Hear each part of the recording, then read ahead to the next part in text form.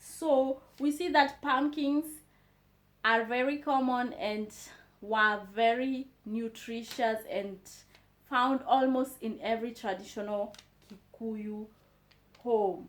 Now, ladies and gentlemen, I'm going to end this video right here. I still have one more food, but I think I'm not going to go too much into details, otherwise the video is going to be so long. But allow me to hint it up. It's not a traditional food, rather it's an alcohol, and it's called moratina. Moratina is the Kikuyu traditional beer or the Kikuyu traditional alcohol.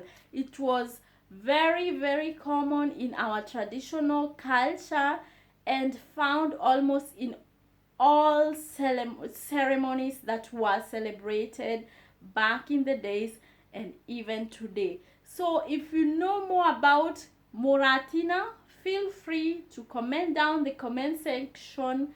And until we meet again next time, goodbye and thanks for watching. Bye.